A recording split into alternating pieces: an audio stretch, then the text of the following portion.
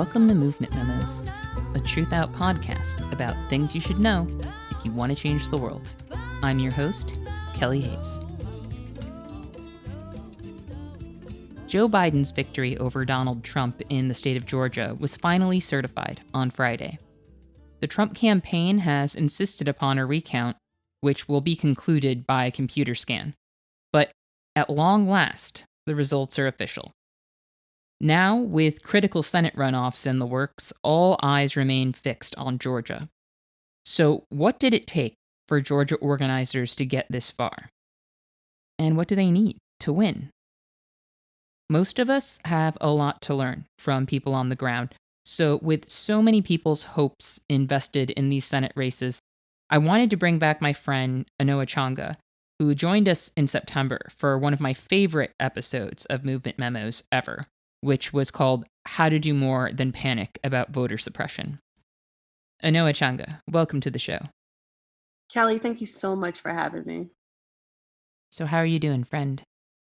It's real. I am doing pretty all right, but it is a very real moment we are in right now. Well, I know this has been a marathon for you all, so first I just want to say congratulations on those election results finally being certified. What a hard-fought victory for you all. It feels like it has been, years since that happened. Thanksgiving week makes 3 weeks since the actual election concluded. And yet here we are. We just had our election in Georgia certified on Friday. And we are now still seeing rumblings of Trump lawsuits and another recount. And it's a never ending cycle, but it is amazing testament in terms of like that initial outcome in the general election, in terms of the state shifting. It's a testament to the long-term and deep organizing that has been done by so many groups of people. And, folks will pay homage, give credit to Stacey Abrams, and rightfully so. Stacey definitely deserves a good bit of credit. But there are also, as I wrote about recently for TRUTHOUT, there are like so many other folks who have also contributed to this. And again, Stacey herself has acknowledged it. It has been a huge collective effort, and just watching, I guess, proof of concept, kind of come to fruition for everyone else to see and to know what we've been seeing happening here was kind of amazing to watch unfold.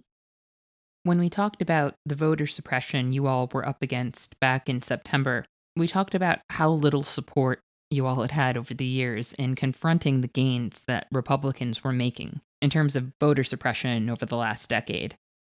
To overcome that apparatus and secure a Biden victory in the middle of a pandemic, I think you are absolutely right that we all have so much to learn from what you all accomplished, which is why it's important to dig into the details a bit, because the mainstream media will always exceptionalize one or two people, and really, that's structural maintenance.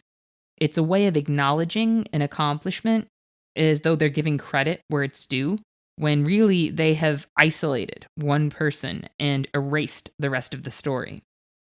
And people like Stacey Abrams don't make those decisions because they know it undermines the work. People who depend on the status quo make those moves because they don't want us to know how people fuck up the status quo. But getting back to what's currently unfolding with Trump and his denial of the outcome of the election, he has requested yet another recount. He is also ranting about signatures being re-examined. And Kemp is suggesting that concerns about signatures be revisited. But the Secretary of State has been clear that it's impossible to reevaluate the signatures because the ballots were separated from the envelopes they were delivered in, like a long time ago. Kemp obviously knows this because he used to be the Secretary of State. Yeah, kind of used to be his job. Totally. And for other Georgia Republicans, the stakes aren't limited to the presidential race, which Trump has clearly lost. So as we look forward to the runoff, what do you think Kemp and other Georgia Republicans are trying to accomplish right now? We are still in the middle of a public health crisis of major proportions. We're still in the middle of a pandemic, and the puppy just came in. I'm sorry. Hold on for a second. It is getting harder and harder to stop my cat from making cameos on the show. I'll be right back, sweetheart. You stay there. I'm gonna go. I'll be back. Don't look at me evil like that. Okay, so we're still in the middle of a public health crisis, right? This COVID-19 pandemic. And not only are we still in the middle of a pandemic, it's actually surging again.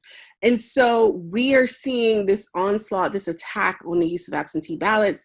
We saw it happening earlier on in the pandemic around the primary when folks were first talking about encouraging vote by mail and scaling up absentee ballot use. We saw Wisconsin Republicans. We saw the head of the Republicans in the Georgia House speaking out against absentee ballot use. We saw, the outgoing president making some comments about absentee ballots.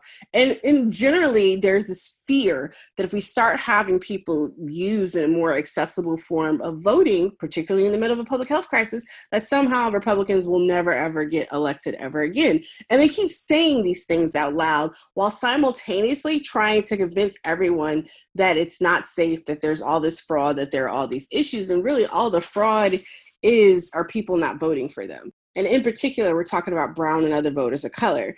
And so what we're seeing happening here in Georgia is we have the two U.S. Senate race runoffs for the two U.S. Senate seat runoffs. And then we also have a Public Service Commission statewide election that's at stake that's also happening on January 5th. So there's quite a bit at stake, but it's not just these seats that are happening in this current moment.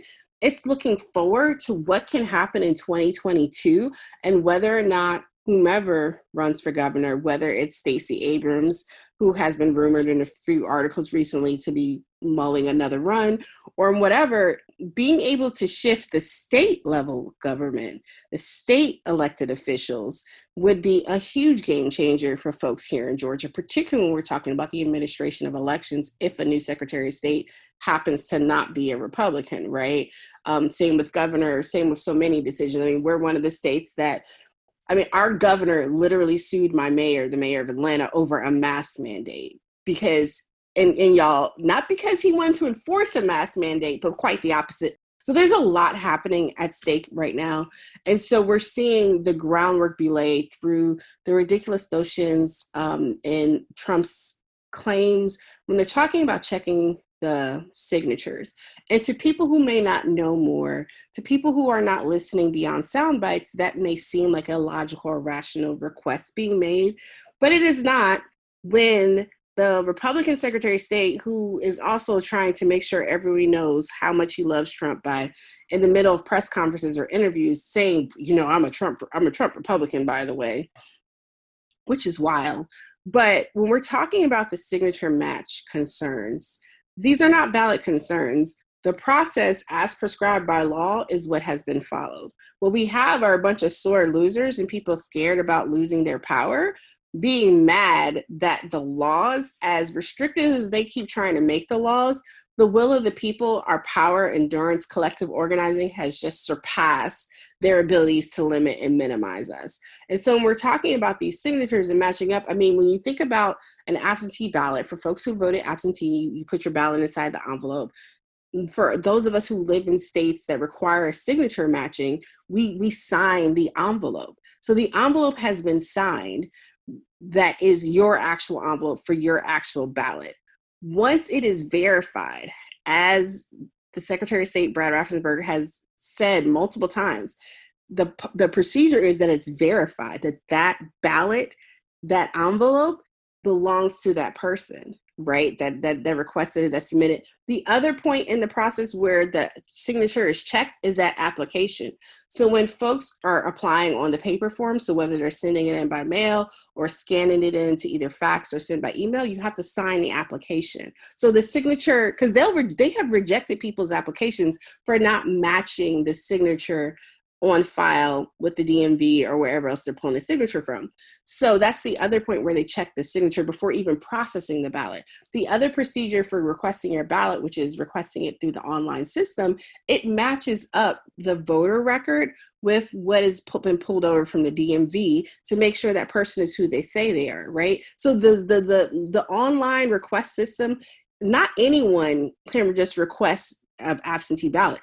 you have to have a valid Georgia driver's license or state ID, and you have to have been registered, and your voter registration has to be attached to your DMV record, which means that you register to vote through the DMV.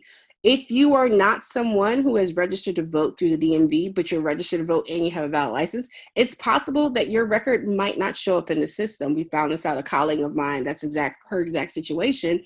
She is a registered voter. She does have a valid license.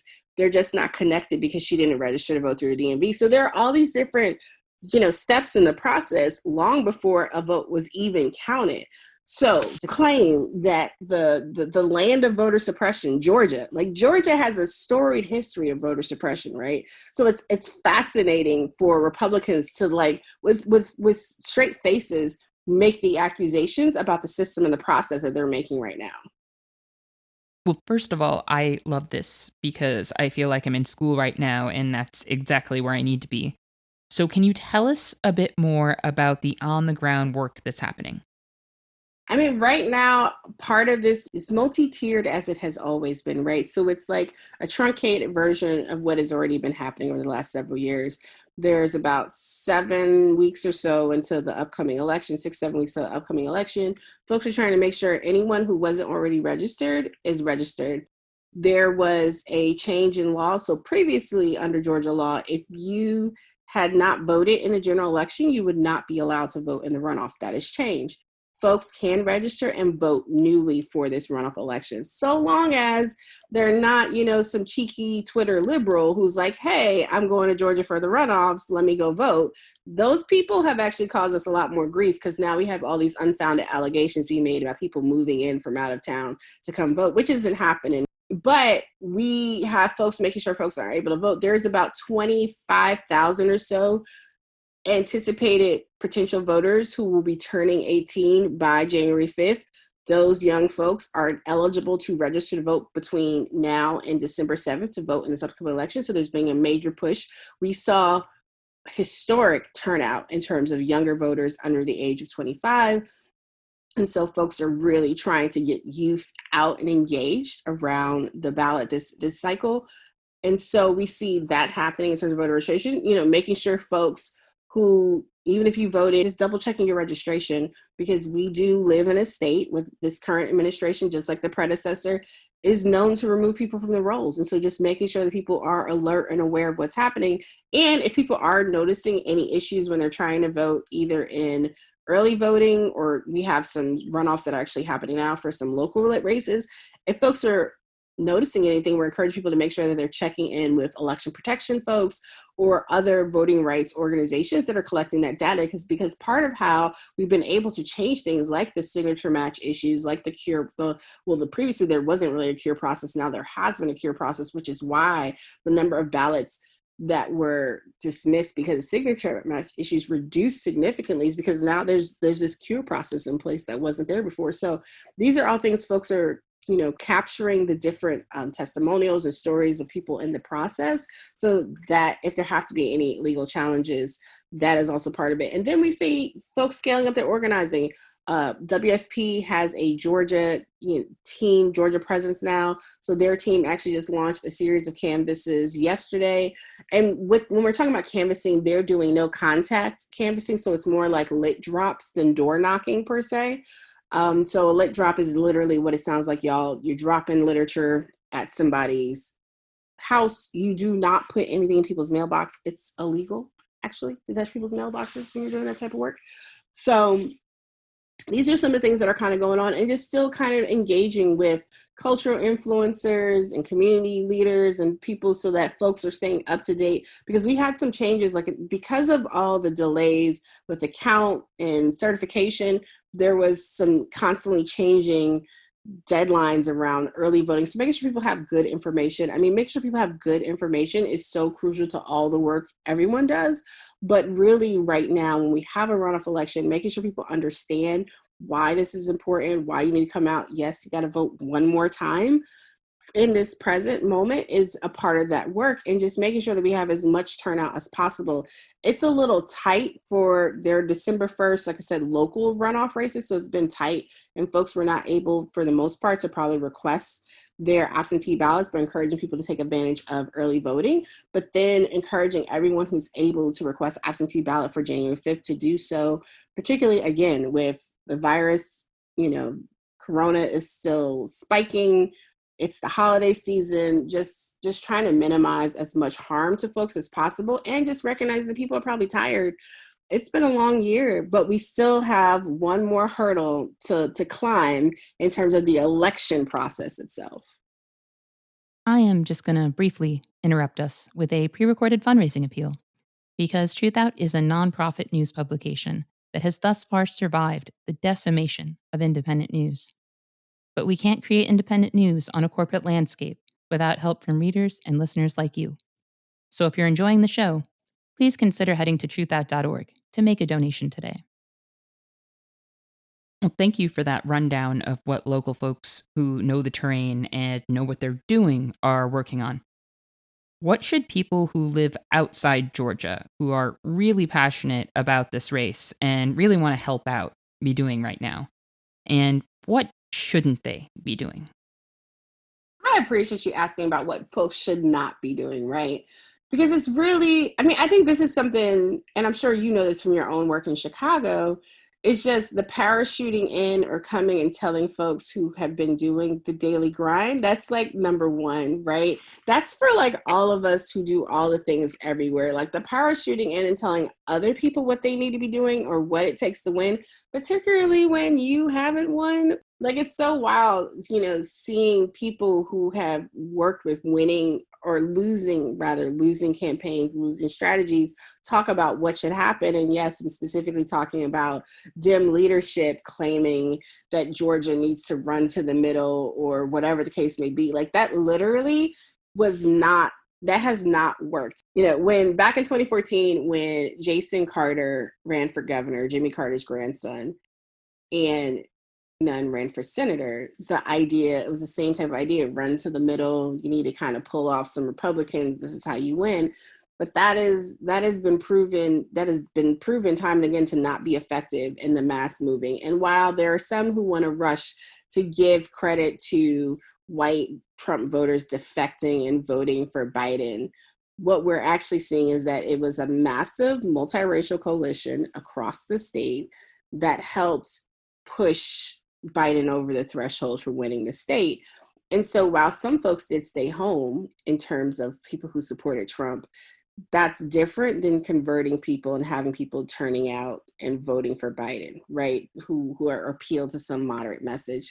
And so what we're seeing happening now is that we have this parachuting in, we have folks telling people what to do.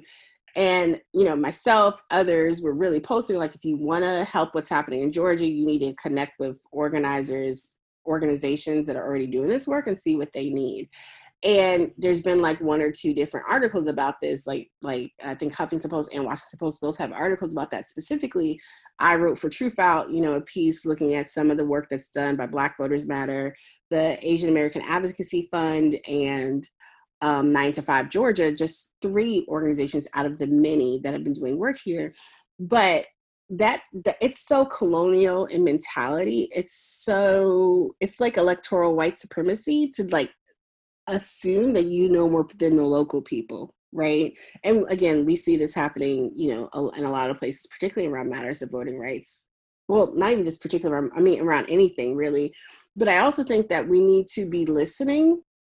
So that's a part of the parachuting in, but we also need to be listening to what people are saying they need support with. We have, collectives of people who do this work year round. They do it year round nonstop. And oftentimes they are under-resourced, under-supported. They are stretching budgets to the max if they're blessed enough to even have a budget. And while I know it might seem trite, folks might feel some type of way like at the just give money, but people really need to decenter themselves and understand, like, are you upset that you're being told to donate just because you want to feel more valuable and important and you don't feel like donating gives you that sense of importance? Because that's what we're seeing with a lot of this stuff too, is people want to feel needed and want to feel important versus what do folks on the ground need to snatch these wins, right? And so ultimately, that's what we need to think about. What can we all do collectively to move this effort forward? Not what do I need to do to feel the most valuable? And so decentering ourselves or not centering yourself is definitely something that shouldn't be happening. And then also, I mean, I know people mean well with postcards, and I think different people have different opinions on postcards and whether they help. So postcards feel good as a volunteer. You're knocking out a bunch of postcards. Your group is doing them. That's wonderful. But if they're not connected to something else, it's sometimes, especially if you're contacting newer or first time voters, it can be eerie. Like having people that you don't know, especially if you're newer to the process, sending you information. Because if people don't know any better, I mean, we went through this. My daughter knows more about all this stuff because she's been around me for several years and we talk all about this. But it was, even creepy for her receiving all the different postcards and stuff about you, first time voters. She's like, why do they know my business? First, she was mad at me, actually, because she thought it was because I talk about our voting together for the first time on social media. She was like so mad at me because my kids really don't necessarily like to be the center of attention of my social media. But then she realized that organizations were just doing this because her dad, who he hasn't voted in, I don't know, probably since Obama's first term, he also was getting the postcards and stuff. And so she was like, oh, they're sending to dad too. Well, I know you don't talk about him on social media. So it was just really interesting, the recognition. But like, so the postcards, I mean, they can be good, if they're coupled as a part of a larger campaign of outreach, right? But if they're not actually connected to something else, folks may want to rethink spending that volunteer time, maybe phone banking or text banking. Or I was reading something else that said actually letters do better than postcards, which is really interesting. But I think there's something that's less personal about the postcard, maybe. I'm not really sure than like the letter. But I think those are three things, like not parachuting in, decentering yourself, and finding another way to volunteer than postcards could be some things that I think folks should really be thinking about right now. So you had mentioned a bit about the pandemic and how it's been affecting things. So we know things are getting a lot worse right now, and things are expected to continue to escalate. How do you expect that to impact the runoff, or do you think it's even possible to know? Um, I think it just depends on if we see any shenanigans from the state, right? Or for with election administrators, if we suddenly see a change in the number of polling locations, if we start seeing things like that, I think there could be some issues. We have seen, just like we saw with youth voters turning out to vote, we've seen younger folks showing up, and younger, like I mean like under 50, 60-year olds showing up to volunteer to work the polls too. So we are seeing, the staffing necessary exists for working the polls. A lot of the organizations are asking for things like PPE. So even though we have folks who are out there doing contactless outreach through lit drops, et cetera, organizations are still trying to make sure that they're keeping folks who are working for them as safe as possible, with making sure they're providing PPE, hand sanitizer, gloves, etc. And so we're seeing people, make requests for donations for that type of stuff to continue to do the work that they're doing. But I also think, again, when we're seeing this push with the holidays, coupled with what we've already seen, issues with the mail and being able to request absentee ballots and making sure everyone understands, and then the processing, there were delays in terms of processing absentee ballots, the request before and getting the ballots. And so making sure it's such a tight turnaround. So making sure that people have what they need to actually get out there. It's also really interesting because we have these ongoing, we've had, I think in the past week, we've had two or three protests from Trump supporters getting upset about the outcome of the election. And it's unclear how these people will show up, because there was a video from one group of folks saying that they weren't going to show up if folks didn't do something about the election. And so we have, the ruling party here in the state creating this air of concern or, suspiciousness around the election that was actually carried out, rather fairly in many instances. But now using that as a subterfuge to what we suspect is going to set up the precursor to being able to undermine the ability of carrying out free and fair elections and increasing voter suppression, voter disenfranchisement in the state. all of this conversation, they're also talking about challenging people's ballots from that come from newly registered people. There is a real massive effort that's scaling up. And so being able to provide support to organizations that are doing voting rights, election protection work is really critical right now. The last time you were on the show, we talked about the mass disenfranchisement of people with felony convictions. In Florida, where voter suppression is also rampant, voters actually used the electoral process itself to re-enfranchise people with felony convictions by voting in support of Amendment 4. But Republicans couldn't have that, so now people with those convictions have to pay fines and fees that sometimes there's not even an existing record of, so there's literally no way for them to pay. The US has really normalized criminalization as a means of disenfranchisement, to such an extent that people act like it's a fundamental rule in any democracy, when clearly it's anything but standard. Many countries allow imprisoned people to vote, and only 4 other so called democracies prevent people from voting once they get out of prison.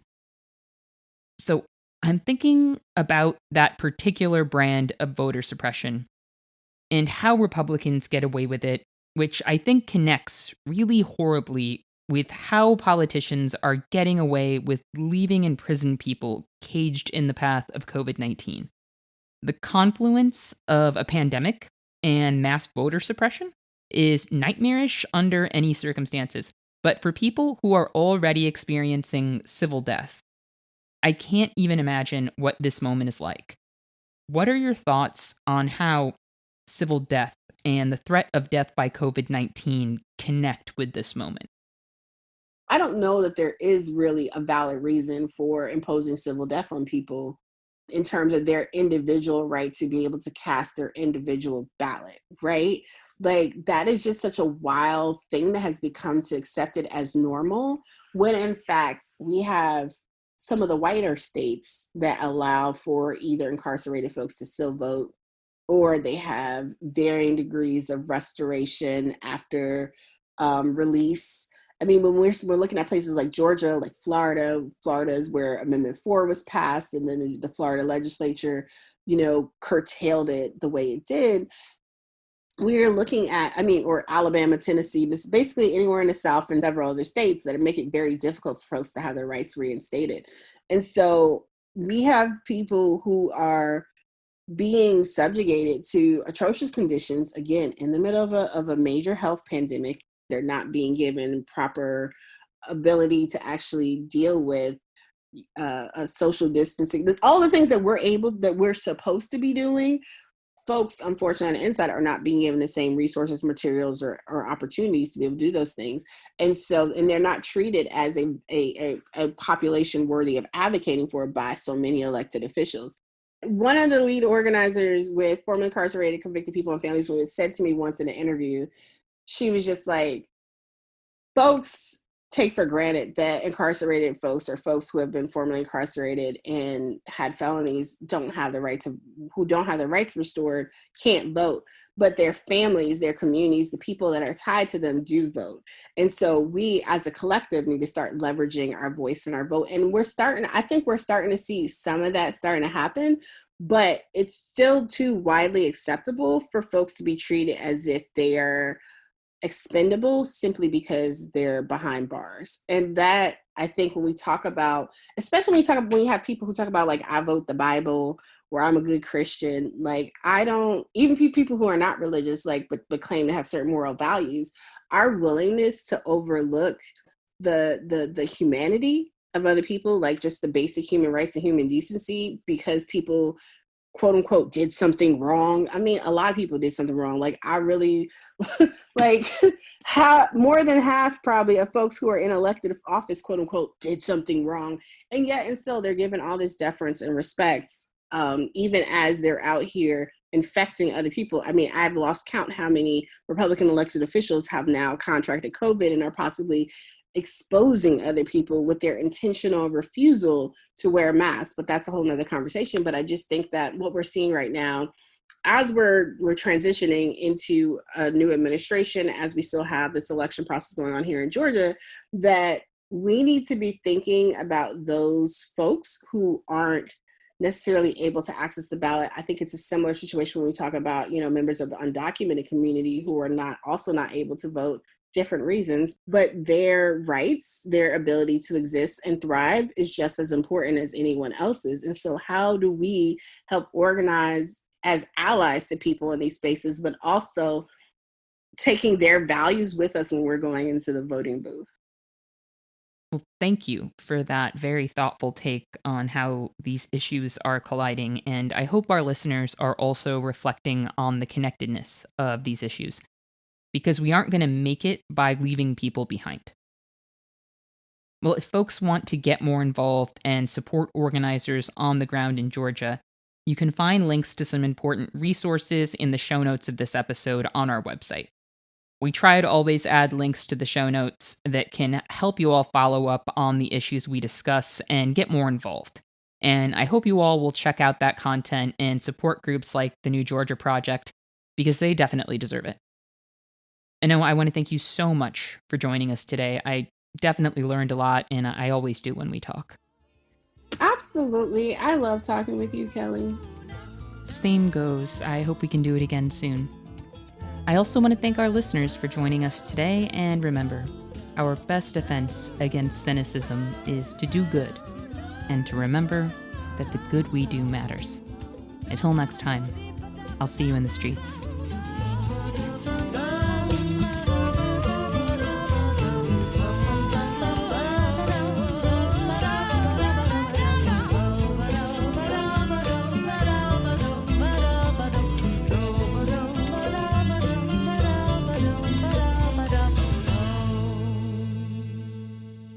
Thank you for listening to Movement Memos. This show wouldn't exist if it weren't for TRUTHOUT, and TRUTHOUT's independent news and commentary wouldn't exist without listeners and readers like you. We have no paywalls, no corporate sponsors, and no ads, except for fundraising appeals like this one. So if you can and would like to support our work, please consider dropping by truthout.org to make a donation today.